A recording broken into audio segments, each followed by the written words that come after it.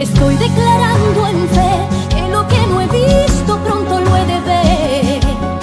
Estoy declarando en fe que ya el milagro manifiesto es. Estoy declarando en fe que mi cuerpo es sano y mi alma también. Estoy declarando en fe que en el nombre de Jesús la muralla va a caer. Esta noche le he puesto por título a esta enseñanza: ¿qué significado tienen los pueblos que estuvieron relacionados con Israel? ¿Ok? ¿Por qué?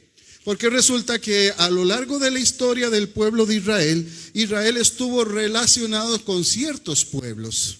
Pasaron ciertas cosas en su haber, en su vida, que transformaron la idiosincrasia o la manera de pensar del pueblo con respecto a Dios, con respecto a muchas cosas. ¿Y por qué es importante que usted y yo entendamos qué fue lo que pasó? Porque nosotros estamos expuestos de la misma manera.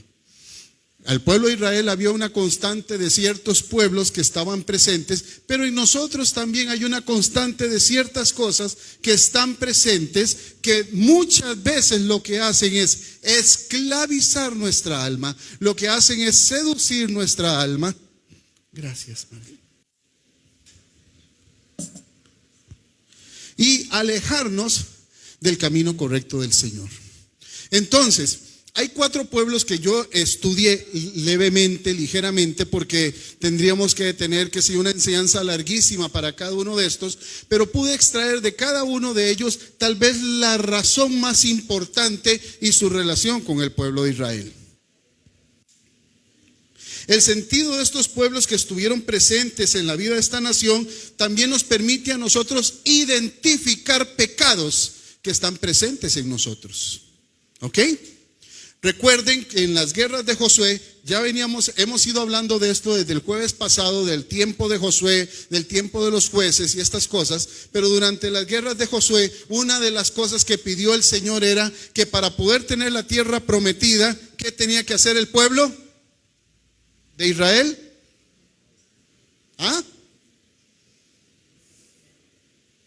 Tenía que expulsar a las naciones que habitaban en la tierra prometida.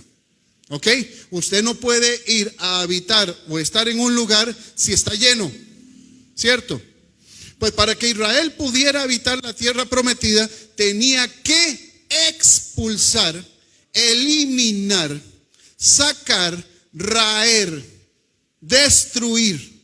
Ay, pero qué Dios tan belicoso, tan virulento, que tiene que destruir. Mire, primero que todo, Dios es Dios. Y a Dios le pertenece este mundo, la luna y las estrellas y el universo. Y Él hace con usted y conmigo lo que Él quiere. Número 1, para que usted entienda. Número 2, las naciones que estaban distribuidas en Canaán y alrededor de Israel eran naciones que habían pecado, se habían apartado de Dios y hacían abominaciones a los ojos de Dios. Pero entonces usted es pro pueblo de Israel, yo soy pro voluntad de Dios. Y en la voluntad de Dios, Dios sabe qué es lo que mejor conviene para cada nación. Usted está aquí sentado y está disfrutando porque Dios le dio la bendición de estar acá. Usted estuviera en otro pueblo y en otra nación, yo no estaría pegando estos gritos, ni usted estaría sentado ahí tan tranquilo, porque por ahí podría venir alguien a capturarnos a todos, llevarnos presos y matarnos. En Corea del Norte esto no se puede hacer. En algunas regiones de Asia, de otro lado, esto no se puede hacer. Así que disfrútelo, aprenda y aproveche. Amén. 4 pueblos son los que yo quiero que usted y yo esta noche aprendamos del por qué con respecto a Israel, qué fue lo que pasó. El primero de ellos, que usted quisiera que usted apuntara ahí, porque son 4 y no se los voy a decir todos de una vez, sino poco a poco. El primero de ellos fue los amalecitas. ¿Ok? El pueblo de Amalec. Resulta que para poder llegar al entendimiento de por qué los amalecitas se relacionaron con Israel, resulta que Amalec es nieto de Esaú. Esaú, ¿qué es? Nieto de Abraham. Estamos bien, ¿verdad? Hasta ahí no me he equivocado. Ok. Entonces, Amalec es familia de Israel. Son primos hasta ese momento en que se encontraron. Y Amalek fue una nación que ellos solían ser un pueblo que estaban errantes. Ellos ocupaban todo lo que era el valle del Negev, estaban cerca de los pueblos de los filisteos, cerca de la frontera de Edom, llegaban casi hasta Egipto en su extensión. Pero ¿dónde fue la primera vez que Amalek tuvo un conflicto con Israel?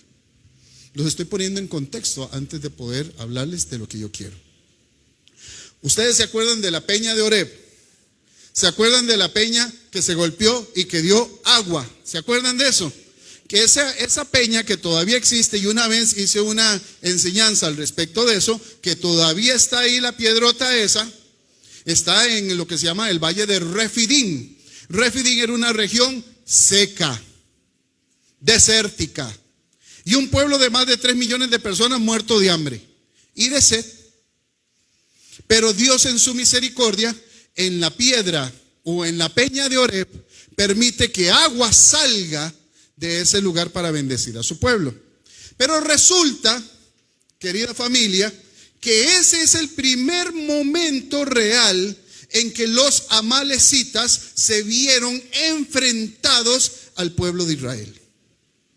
Mientras ellos estaban en el valle de Refidim descansando, los israelitas, Amalek atacó el campamento de Israel. Y si usted recuerda, y lo ha visto tal vez en películas o leído en la escritura, usted se acuerda que Moisés tuvo que subir a un monte, que tenía los brazos levantados, y que mientras Moisés, cansado, ese viejito parecido al pastor de nosotros, ya agotado, que tenía los brazos así, que ya no aguantaba, mientras él tenía los brazos levantados, Israel prevalecía sobre Amalek. Pero cuando él, cansado como el pastor Randall, bajaba los brazos, Amalek prevalecía. Entonces, ¿qué fue lo que hicieron? Ve, así estaba, así. Entonces llegaron 2 hombres fuertes, sostuvieron sus brazos, sentaron, como está sentado el viejito nuestro acá, lo sentaron en una piedra y le sostuvieron los brazos, y mediante ese proceso de adoración y de clamor, Israel venció a Amalek. ¿De acuerdo? Ok. Pero ¿qué es lo que pasa? Amalek desarrolló un odio tremendo contra el pueblo de Israel. Y no solamente contra el pueblo de Israel, sino contra todo lo que significara Dios. Si hay una nación a la cual Dios puso su frente contra un pueblo específico, contra una etnia específica, con nombre y apellido, fue contra Amalek. ¿Sería que tendría algo que ver con lo de la primogenitura que perdió su abuelo y que la ganó Jacob? Pueden haber muchas cosas ahí, pero que este pueblo, a pesar de que era primo de Israel, odiaba profundamente a Israel. Había escuchado que había salido de Egipto y que venía caminando por el desierto, y a pesar de que eran primos, ¿qué fue lo que hizo? Atacarle. Y yo quiero que veamos eso en Éxodo 17, del 8 al 16. Éxodo 17 del 8 al 16. Entonces vino Amalek y peleó contra Israel. ¿En dónde? Donde les dije, en Refidim. Y dijo Moisés a Josué: escógenos varones y sal a pelear contra Amalek. Mañana yo estaré sobre la cumbre del collado y la vara de Dios en mi mano. E hizo Josué como le dijo Moisés, peleando contra Amalek. Y Moisés y Aarón y Hur subieron a la cumbre del collado. Los otros compañeros tampoco eran muy jóvenes, ¿verdad? Pero entre todos se agarraban. Y sucedía que cuando alzaba Moisés su mano, Israel prevalecía. Mas cuando él bajaba su mano, ¿quién prevalecía? Amalek. No se pierda, por favor. Y las manos de Moisés se cansaban las manos de Moisés se cansaban, por lo que tomaron una piedra y la pusieron debajo de él, y se sentó sobre ella, y Aarón y Hur sostenían sus manos, el uno de un lado, el otro de otro, y así hubo en sus manos firmeza hasta que se puso el sol. Seguimos leyendo. Y Josué, ¿qué hizo? Deshizo. ¿Qué hizo Josué? Deshizo. Entienda, ¿qué es deshacer? Deshacer es desaparecer, ¿verdad? Completamente. Y Josué desapareció a Amalec y a su pueblo a filo de espada. Y Jehová dijo a Moisés, escuche, escribe esto para memoria en un libro. Mire, es la primera vez que yo veo esto que pide Dios en un caso como este. Y dice, quiero que lo escribas en un libro para que le conste a esta generación, a tus hijos, nietos y demás familiares en las centurias siguientes. Y di a Josué que raeré del todo la memoria de Amalec de debajo del cielo. ¿Ok? Seguimos. Me falta. Y Moisés edificó un altar y llamó su nombre Jehová Nisi. Jehová Nisi es Jehová es mi estandarte, ¿verdad? Seguimos. Y dijo, por cuanto la mano de Amalec, ponga mucha atención, por cuanto la mano de Amalec se levantó contra quién, por favor, ¿contra quién? ¿Dijo contra Israel o contra qué? ¿Contra qué se levantó Amalec? ¿Está entendiendo? No se levantó contra su primo, se levantó contra el trono de Jehová. Entonces Jehová tendrá guerra con Amalec de generación en generación.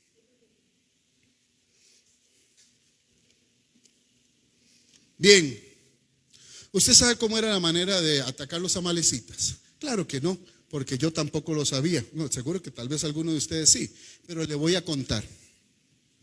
Resulta que cuando Israel estaba marchando por el desierto, si usted me sigue en eso, en su mente, en su imaginación, usted verá un pueblo, digamos, una fila de X cantidad de metros de gente. Moisés adelante con su gente, siendo dirigido por el Espíritu Santo, y escuadrones y tribus que se iban organizando detrás. Estamos hablando de 3 millones de personas, amada familia, o más. Los últimos eran los más viejitos, los más cansados y los más enfermos. ¿Ok? Y siempre será así. Amalec decidió atacar a Israel por la retaguardia, donde estaban los más débiles, los más enfermos, los que no podían caminar al mismo ritmo de los demás. Amalec era un cobarde, porque en vez de enfrentar a Israel por el frente, empezó a atacarlo por detrás, donde era más débil. Eran acechadores, no peleaban de frente. ¿Qué es lo que estaba haciendo Amalec, querida familia? Volvamos un poquito nuestra mente hacia África, hacia un safari. Usted está ahora en Kenia o está en alguna de esas reservas hermosas. ¿Y qué es lo que hacen los acechadores? ¿Qué es lo que hacen los depredadores? ¿A quiénes persiguen los depredadores? A los más débiles, a los más viejos y a los enfermos. Amalec hacía exactamente lo mismo con Israel.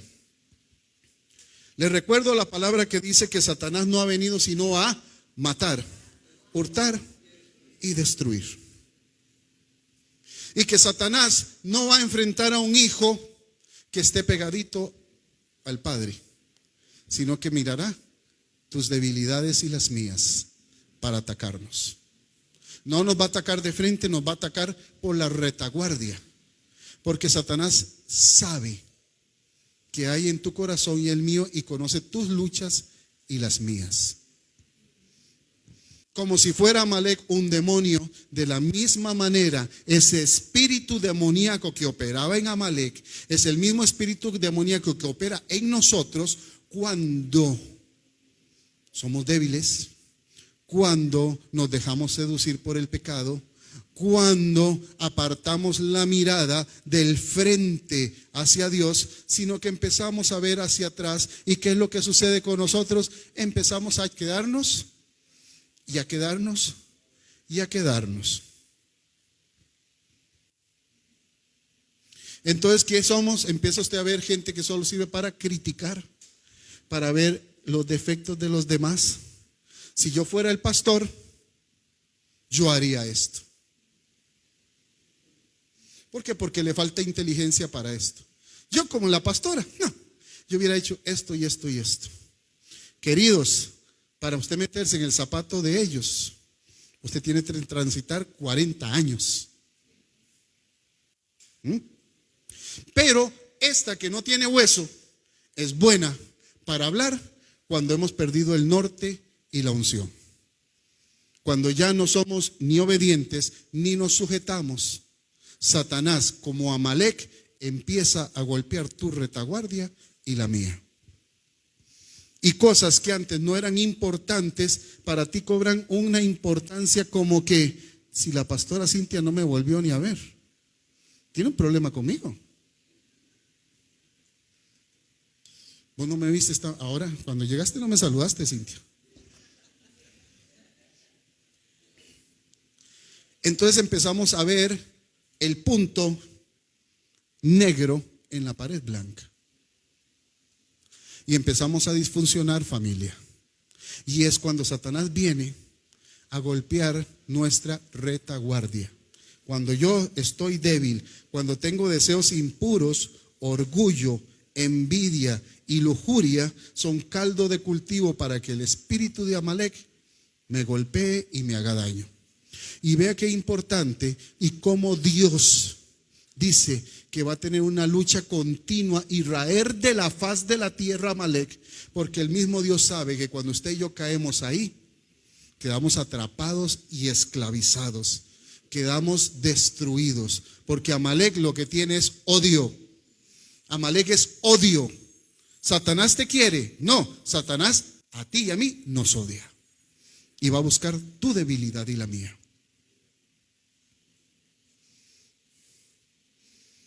¿Estás conmigo con eso? ¿Sí lo entendiste? Vamos al segundo pueblo. Entonces, haciendo un resumen, recuerde que Amalek golpea en la parte más débil cuando estamos espiritualmente débiles.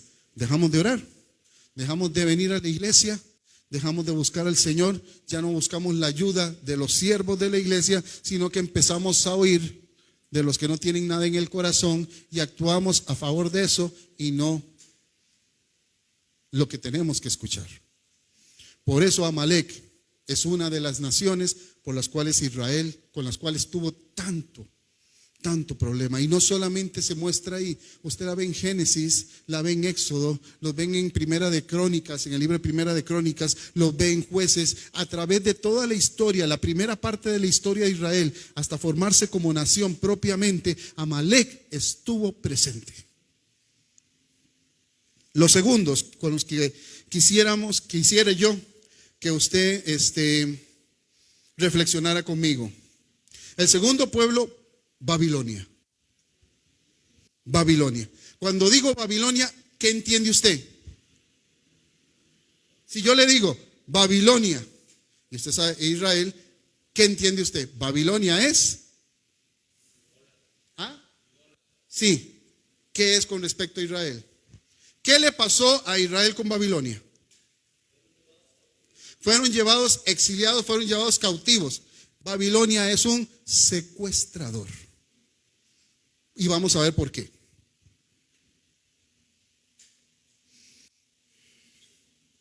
Los babilonios conquistaron el reino de Judá y llevaron cautivos, secuestrados a muchos israelitas. La ciudad era grande y estaba habitada, eran ricos y hacían galas de sus riquezas con sus edificios y ropas fastuosas y todas aquellas cosas que ellos tenían de sus diversiones. Dice la palabra que Babilonia fue fundada por Nimrod y Nimrod fundó Babel. ¿Sí se acuerdan de Babel? ¿Se acuerdan que en la ciudad de Babel Nimrod edificó un zigurat, una especie de pirámide? ¿De acuerdo? ¿Por qué? Porque en su soberbia él quería llegar al cielo. Él decía, entre más alto llego, ahí le voy a pegar una flecha a Dios para que sepa que yo estoy ahí. Y sabemos que Dios lo que hizo fue confundir las lenguas de todos ellos. Por eso Babel es símbolo de confusión. ¿Ok? Entonces, Babilonia es un secuestrador. Cuando el pecado nos posee, el pecado nos secuestra y nos mantiene prisioneros. Muchos somos prisioneros que nunca pudimos vencer. Se volvió familiar y nos acostumbramos a él. Hay pecados en los que usted y yo nos acostumbramos a vivir, familia. Somos secuestrados por el pecado y nos amañamos a vivir. Por 70 años dice la escritura que el pueblo de Judá fue cautivo en Babilonia, que entre esos había grandes hombres, que ya el pastor ha hablado mucho de esto y la pastora, y entre ellos Daniel y sus amigos, que nunca se juntaron con la chusma, sino que se mantuvieron firmes y fieles al Señor. Pero muchas de las familias que fueron secuestradas y quedaron en Babilonia, ¿qué hicieron? Se acostumbraron a vivir como los babilonios. Y cuando acabaron los 70 años, ¿usted cree que todas esas familias volvieron a Israel? No, volvió un remanente. Un remanente es un extracto de algo pequeño. ¿Por qué? Porque el resto se acostumbró a vivir en Babilonia, se mezcló con los babilonios y por sus generaciones se quedó viviendo ahí. El pecado es así, amada familia. Si usted chinea un pecado, ese pecado te va a secuestrar.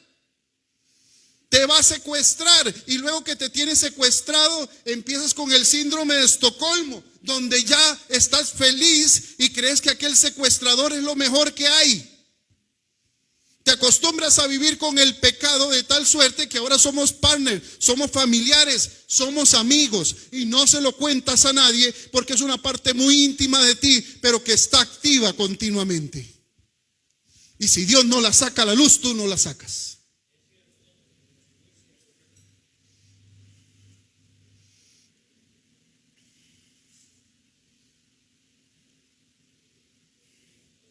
Juan 8:34 dice así: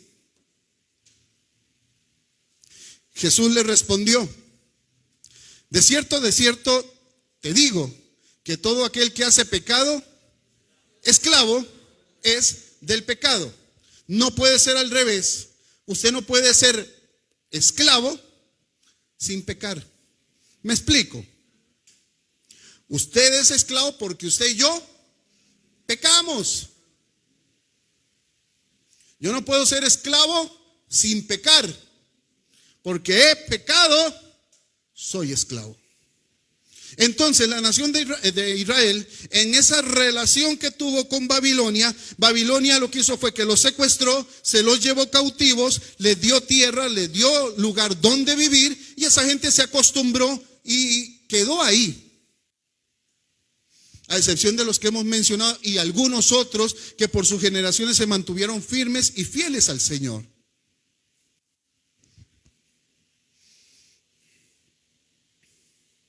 El pecado, al secuestrarnos, nos seduce a cambiar. Abandonamos los filtros del comportamiento y dejamos de lado el temor del Señor. ¿Sabe que cuando usted y yo pecamos? Lo dijo Randall un día de estos, cuando dijo: usted y yo no robamos porque tenemos miedo a que nos encuentren. No robamos porque tememos al Señor, porque sabemos que delante de Él no es correcto. Pero el que peca y es secuestrado y se acostumbra a vivir en Babilonia, le importa luego muy poco. Yo soy cristiano y empiezo a robar. Soy cristiano y empiezo a ver pornografía. Soy cristiano y empiezo a tomar cafecitos con chicos y chicas que no me convienen. Soy cristiano y empiezo a participar de eventos que no son correctos. Y hemos estado hablando, iglesia, de que el Señor está por venir y estamos entrando en un proceso, en una generación totalmente apóstata en medio de nosotros. No hace más usted que prender su dispositivo y buscar, y eso le trae inmediatamente, y usted se está dando cuenta que en muchas de nuestras iglesias hay mucha gente secuestrada por el pecado, desde su pastor hasta el último que sirve.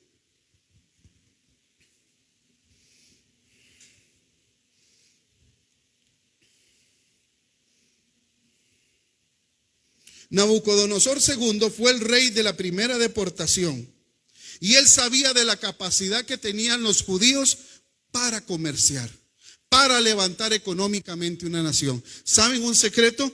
Que Babilonia también secuestró a Israel por situaciones económicas. ¿Por qué? Porque los judíos son muy buenos para hacer dinero, muy buenos administradores. Estaba leyendo la escritura un día de estos. Respecto a esto me salió así de repente, ya yo había terminado la enseñanza, pero entre las cosas que me llamó mucho la atención fue esto. Pele el ojo y póngame atención.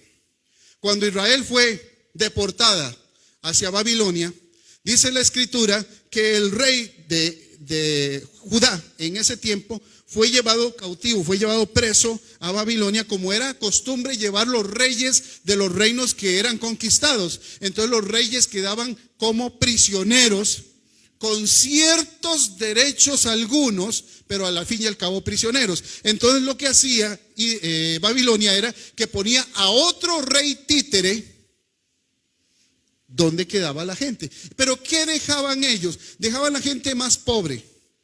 ¿Para qué? Para que se ocuparan un poco de la tierra. Los babilonios no destruían ciudades si no habían motivo. Pero qué interesante, y pude leer que luego ese segundo rey títere creyó que podía envalentonarse un poquitico, sacó pecho y dijo que él se iba a rebelar contra Babilonia. Vino el rey, lo sacaron, le quitaron los ojos, le hicieron varias cosas y pusieron a otro. Y este otro hizo exactamente lo mismo. En el tercer rey, cuando ya era demasiado, fue cuando Babilonia destruyó el templo de Salomón. Pero en la primera deportación no lo hicieron, sino que lo hicieron con el tercer rey, que se rebeló después del rey que ellos llevaron cautivos. Entonces, ¿qué quiero decirte eso? Que el que está secuestrado también se cree que por sí solo puede vencer el pecado. Ellos creyeron que por sí solitos podían vencer con unos cuantos hombres a un reino y un imperio. La última vez vino y arrasó completamente Jerusalén, le reventó completamente el muro alrededor, quemó todo lo que había dentro y destruyó el templo que había edificado Salomón. Solos no podemos, familia. Venga, Satanás, venga, aquí hay suficiente hombre, venga. No se ponga en ese plan. Siempre saldremos avergonzados. Les recomiendo que nos postremos y nos pongamos en la voluntad del Señor. Pidamos perdón, cambiemos de rumbo y, como dice la palabra, el que habita al abrigo del Altísimo morará bajo la sombra del Omnipotente. No tendré temor nocturno, ni saeta que vuele de día, ni pestilencia que ande en la oscuridad. Caerán a mi lado 1000 y 10,000 a mi diestra, pero a mí no me llegará. Pero solo usted y yo no podemos. Amén. Ok. Las costumbres de los babilonios fueron ingresando poco a poco en el pueblo de Israel. Qué lástima cuando nosotros en la calle, en el trabajo, en el colegio, en la casa, nos dejamos convencer por los demás, para que no nos ignoren, para que no nos hagan a un lado.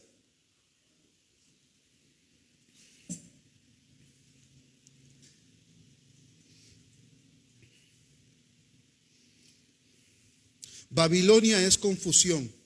Babilonia es querer mezclar la verdad con la mentira. Es agarrar la palabra y mezclarla con mentira de hombres para hacer sistemas religiosos. Y veamos eso. ¿Me acompañas a Apocalipsis 17, por favor? Apocalipsis 17 del 3 al 5. Esta es parte de las visiones que estaba viendo Juan en la isla de Patmos cuando estaba escribiendo el libro de Revelaciones o de Apocalipsis. Y entre eso se le mostró la siguiente figura. Me llevó en el espíritu al desierto y vi una mujer sentada sobre una bestia escarlata, llena de nombres de blasfemia, que tenía 7 cabezas y 10 cuernos. La mujer estaba vestida de púrpura y escarlata, adornada de oro, piedras preciosas y perlas, y tenía en la mano un cáliz de oro lleno de abominaciones de la inmundicia de su fornicación. En su frente tenía un nombre escrito, un misterio: Babilonia la grande, la madre de las rameras y de las abominaciones de la tierra. Cuando esto habla acá la escritura, está hablándome de un sistema de gobierno, pero un sistema de gobierno no militar, sino un sistema de gobierno religioso. Cuando usted ve que está vestido de púrpura y adornado de oro, es porque tiene una realeza, es porque tiene una distinción, es porque tiene un estatus, es porque tiene un reconocimiento a nivel global. Babilonia desde su tiempo y Babilonia al final de los tiempos. Siempre será un secuestrador. Y como dice la palabra, aún en los últimos tiempos, si pudieran engañar a los escogidos. Usted y yo no estamos exentos de ser engañados. La única manera de no ser engañados es no alejarse del Rey, no alejarse de la casa de Dios. Entre los primeros errores que se van a cometer es: yo no necesito ir más a la iglesia.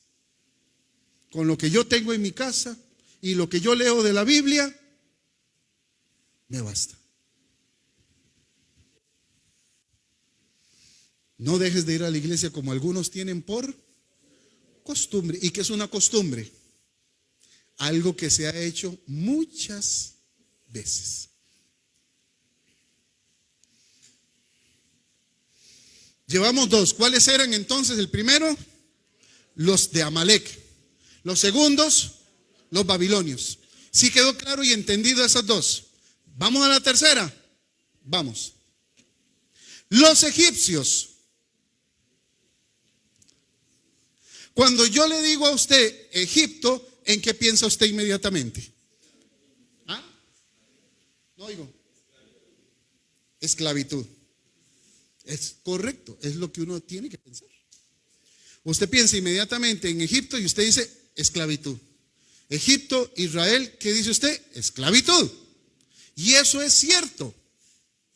Egipto es sinónimo de esclavo. Entienda que Babilonia es un secuestrador del cual te acostumbras a vivir, pero del otro es un esclavizador, es decir, es un capataz que a la fuerza te esclaviza. ¿Ok? Cuando el pueblo de Israel quedó esclavo en Egipto, la única manera de sacarlo, ¿cómo fue? A través de un libertador. ¿Cierto? ¿Qué fue? Para sacarlo a usted del pecado y a mí del pecado necesitábamos un libertador. ¿Quién es? Jesús. Jesús. ¿Se da cuenta de la similitud de las cosas? ¿Cuántos habrán esclavos? Egipto es sinónimo de esclavitud a la fuerza. Y la única manera de sacarte de Egipto y sacarme a mí es a través de un libertador. Primera de Juan 2:15.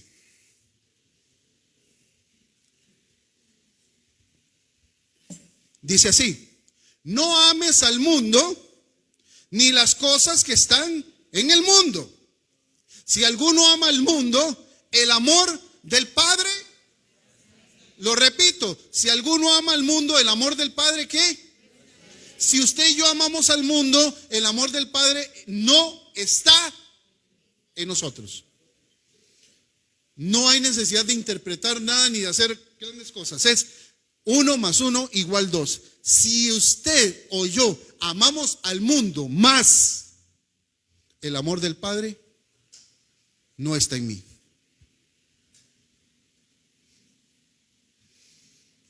Éxodo 1, del 11 al 14, iglesia.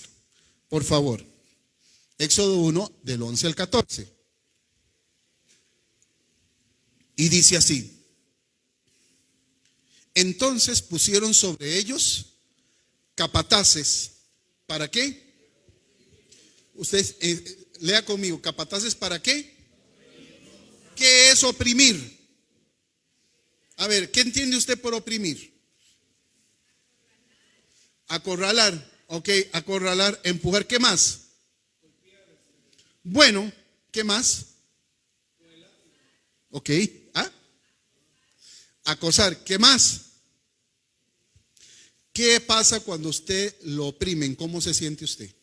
Cuando usted está oprimido, ¿cómo se siente? Si alguna vez estuvo.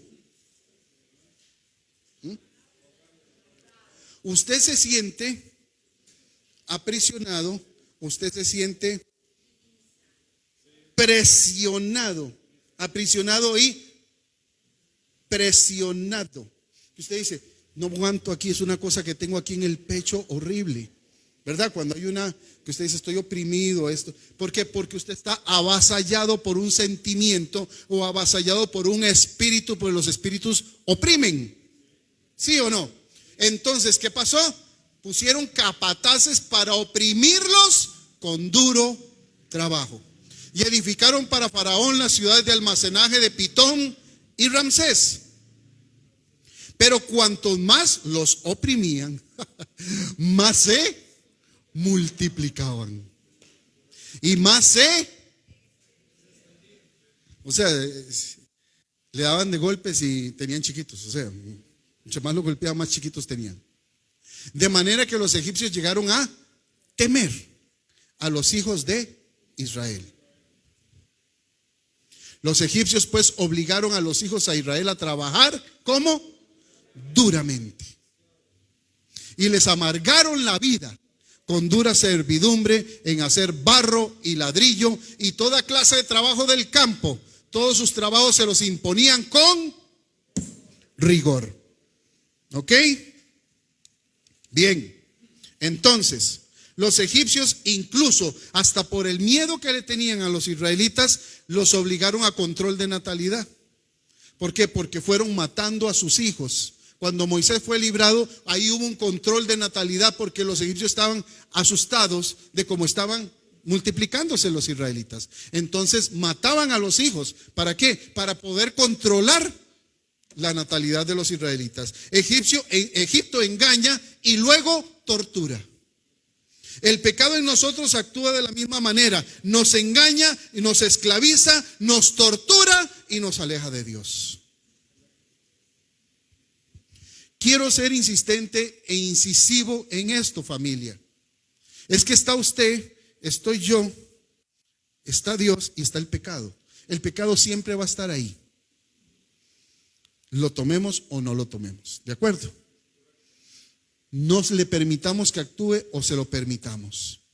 Pero un desliz puede echar a perder toda una vida y un trabajo de años en una familia.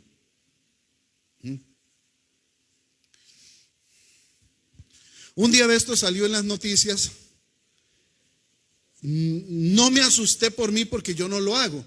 Pero yo digo, Dios mío, es que no hay nada que quede oculto que no haya de ser manifiesto. Hace unos días, no sé si usted vio la noticia de que 3 personas de la institución en la que yo trabajo, de la Caja del Seguro Social, se estaban robando medicamentos. Y los agarraron. Y los pasaron por la televisión esposados, donde usted y yo y el millón de costarricenses los vimos. ¡Qué vergüenza! Le cuento que es lo mismo. Muchas veces nosotros estamos expuestos y ofrecidos en el mercado de esclavos de Satanás. Y la gente dice, ve cómo lo tiene el diablo, porque se alejó del Señor. Y nosotros somos testigos, ¿verdad, pastora? Que cuando muchos que se han alejado han pasado por una vida totalmente terrible, innecesariamente. Satanás expone y exhibe a sus esclavos, como ocurrió con estas 3 personas. ¡Qué vergüenza! ¡Qué vergüenza! Pero habrá otras cosas dentro de nosotros que pueden ser expuestas. Aquí los pastores hablan, cierto, muy claramente de este altar, Randall. Aquí han salido gente expuesta por pecado de este altar. Aquí los que nos subimos, todos estos estamos expuestos continuamente y estamos siendo ¿cómo se llama? Confrontados con la palabra de forma continua, porque aquí el que se sube, este altar se lo quema, para bien o para mal. Y qué feo recordar a personas que sirvieron al Señor y que hoy no están aquí por pecado.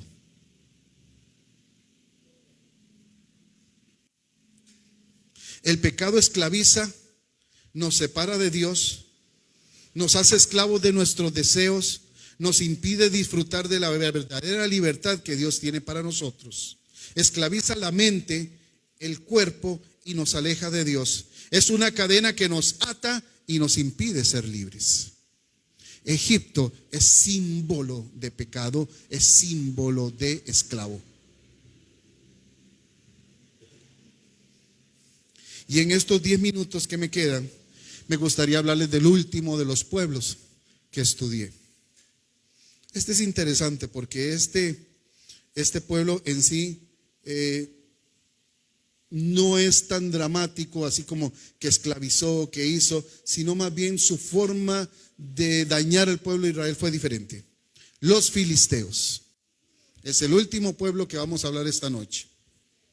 Es un pueblo que se estableció en 5 ciudades al suroeste de la tierra de Israel y dominaba lo que se llama la Vía Maris. Es decir, los 5 pueblos estaban a la orilla del mar Mediterráneo. Tenían acceso a comercio y a un muy buen comercio, pero ellos no solamente querían la Vía Maris, sino que querían entrar hacia la zona montañosa. En la zona montañosa era donde estaba Israel. ¿Ok?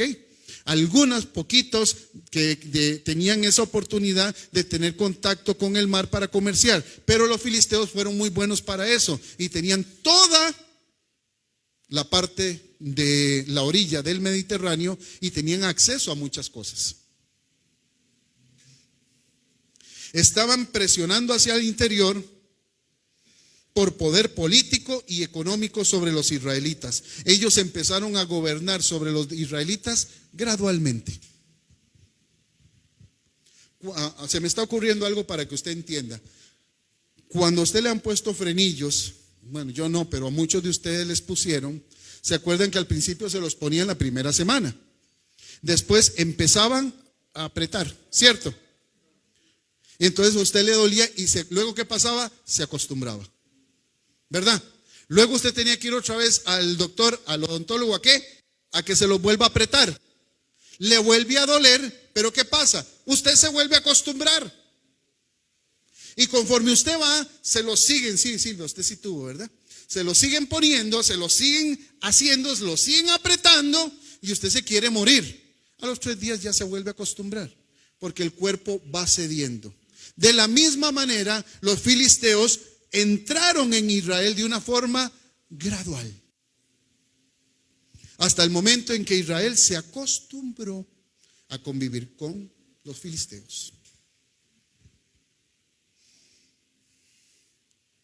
El gran juez de Israel, que desgraciadamente fue también un gran pecador, Sansón, tuvo su pleito continuamente con los filisteos. Fue con la nación con la que él demostró todos los portentos y todos esos grandes poderes y demostraciones de fuerza que Dios le había dado. Era con ellos. Pero Israel y Filistea siempre estuvieron muy juntos uno de otro. A los filisteos les dominaba un espíritu de codicia, de ambición y de egoísmo. Eran adoradores de Dagón, de Baal y de Acera. Eran materialistas y por cultura decían: el fin justifica los medios. Yo, con tal de hacer aquello, si tengo que decir una mentira, la digo. Para hacerme de esa casa voy a decir que gano menos, para que entonces me den más. Usted ha visto últimamente, y esto es terrible, y esto se ve en todo lado, este espíritu de los filisteos de verdad que anda entre nosotros. Gente que está lleno de billete y está pidiendo los bonos de vivienda, que son para gente de escasos recursos, y usted ve a gente con mucho poder económico utilizando los bonos de la vivienda a base de mentiras. Ellos confiaban más en la riqueza que tenían a la vista. Israel fue cayendo en aquella desgracia y empezó a depender de los bienes, y los filisteos les enseñaron cómo intimidar financieramente a otros.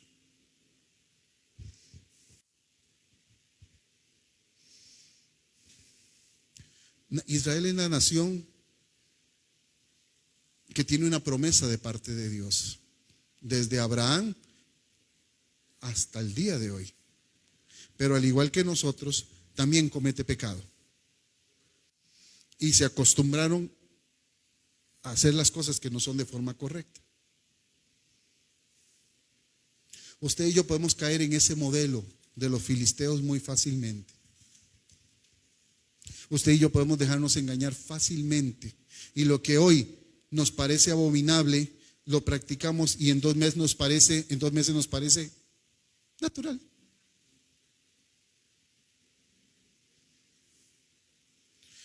Para usted puede ser, y insisto, porque son de las cosas que tenemos muy cercano. Para usted ver pornografía puede ser abominable. Para mí es abominable. Pero, lo han dicho los pastores acá, el 99% de las películas ahora tiene escenas de sexo. Todas. Y usted las va, no, dice la pastora que ella vas brincando, ¿verdad? Para ver una película de esas. Pero de repente usted deja de brincar. Ya no brinca las escenas, sino que dice, si yo soy un hombre grande, soy una mujer grande. Ya yo. Y cuando se da cuenta, aquello lo domina. Porque esa es una dominación gradual. Filistea fue dominando gradualmente a Israel y le enseñó la avaricia y la codicia y cómo conquistar a pesar de, diciendo que el fin justifica los medios. Si tengo que matar a aquel por tener, lo hago. Si tengo que engañar a aquel por tener esto, lo hago. Cristiano, cristiana, no caigas en esta mentira de Satanás. No te permitas caer en esta abominación. Porque aunque no adoramos a Baal, a Acera y a Dagón, adoramos otras cosas por encima de Dios.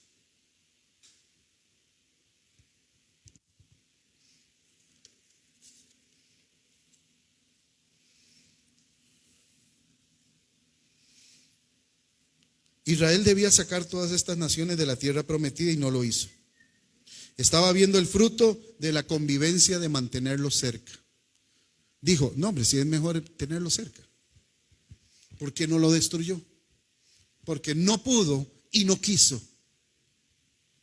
Le resultaba redituable económicamente y por muchas cosas, e Israel fue cayendo en la adoración de los Baales, en la abominación de los pueblos que Dios dijo, raerás de mi presencia. Por eso, la búsqueda de la santidad, las 24 horas de la santidad, no es mentira. Tenemos que luchar por nuestra santidad. Tenemos que pelear nuestra santidad. Y si usted y yo fallamos, devolvámonos, como dice la palabra, vuelve por el camino por el que has venido, vuelve a la senda antigua y de ahí vuelve a caminar. Recuperemos lo perdido, porque dice la palabra que un corazón contrito y humillado, el Señor no va a despreciar.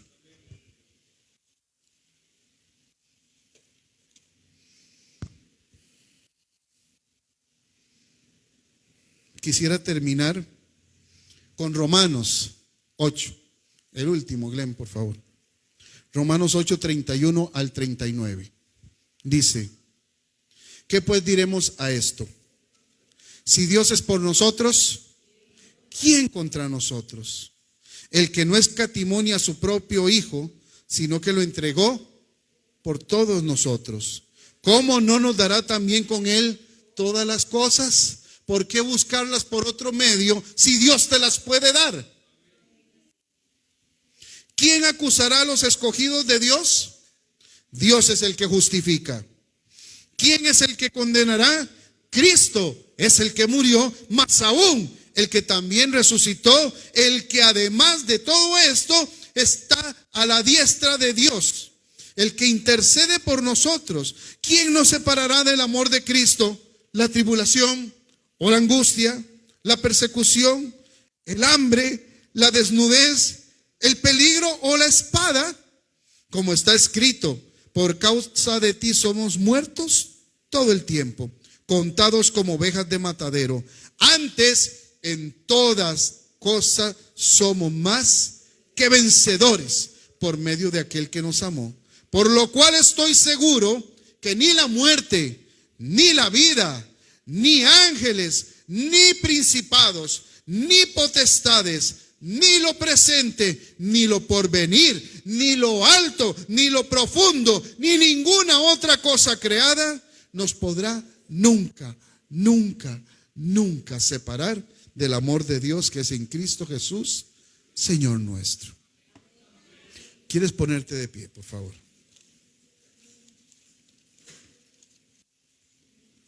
Iglesia, hoy has visto 4 modelos de personas, 4 naciones, 4 maneras de pensar, 4 líneas distintas, 4 etnias que estuvieron en contacto con Israel a lo largo de su historia. Ninguna de ellas le sirvió para nada bueno. Sin embargo, Israel accedió a seguir teniendo contacto, comunión, y se mezcló con esta gente. Y de ahí tantas veces Israel fracasó en su intento de buscar la santidad hacia Dios. Y cada vez que esto ocurría, era objeto de juicio, hasta que volvía otra vez sus ojos al Señor. Dios le perdonaba, se olvidaba de todo y seguía adelante. Pero volvía a pecar y volvía a caer en lo mismo. Hoy te digo, amada iglesia, y los que nos están viendo por el internet, si ha habido algo, si ha habido un pecado oculto, si ha habido algo que te ha mantenido secuestrado o esclavizado, o que te ha atacado en las partes más débiles de tu vida, hoy es tiempo de recurrir al Señor. Hoy es tiempo de volver a Él, pero no para volver a pecar, sino de volver a Él para corregir. El Señor al que ama, corrige. Y sus brazos están abiertos todo el tiempo. Yo no soy Dios para decirte no tienes la oportunidad. Dios te abre la oportunidad porque su corazón está abierto para bendecir. En Jesucristo Él perdonó todos nuestros pecados y nos da oportunidades que el mundo a nosotros no nos va a dar. Y vendrá el Señor y nos va a rescatar. Pero tenemos que luchar contra todas estas cosas que nos oprimen y que impiden que tengamos una vida cristiana sana. Cierra tus ojos, por favor. Quiero orar por ti. Señor Todopoderoso, te doy gracias por esta noche. Te doy gracias por enseñarnos, Dios, porque la palabra es viva y eficaz y más cortante que espada de 2 filos, que penetra hasta partir el alma y el espíritu, las coyunturas y los tuétanos, y discierne todas las intenciones del corazón. Señor, la palabra está ahí y nos ha llegado hasta el 2024 para que nosotros la utilicemos como una reflexión de vida, Señor, como un aprendizaje y obediencia a Dios, al reino de los cielos, en el cual tú, Señor, por la muerte de Jesucristo, nos diste la oportunidad, Señor, de ser salvos. Y a través de su resurrección nos diste la esperanza de una mejor vida, Señor. Hoy clamo por tu pueblo, Señor, y clamo también por mí, Señor, para que no nos dejemos dominar de nada. Señor, que nada nos resulte tan atractivo que nos aleje, Señor, de ti y nos haga entrar por valles de sombras, por valles de muerte, Señor. Enséñanos a caminar de la manera correcta y sencilla que tú quieres para nosotros, para que alcancemos al fin la meta del supremo llamamiento que es en Cristo Jesús, Señor. Te doy gracias por tu pueblo en esta noche que ha venido a escuchar tu palabra. Señor, que esta palabra sea para ellos, Señor, una señal como el que cincela una piedra y queda, Señor, una señal para siempre. Para ellos en su corazón, te pido que sea así y que recordemos cada momento que vamos a estar allá afuera enfrentando el mundo, que somos distintos, que somos hijos del Altísimo, que pertenecemos al reino de los cielos y que nuestro paso por el mundo es temporal, mas lo que viene es eterno para nosotros. En el nombre del Padre, del Hijo y del Espíritu Santo, y decimos amén. Y el Señor te bendiga, iglesia. Estoy declarando en fe que lo que no he visto pronto lo he de ver.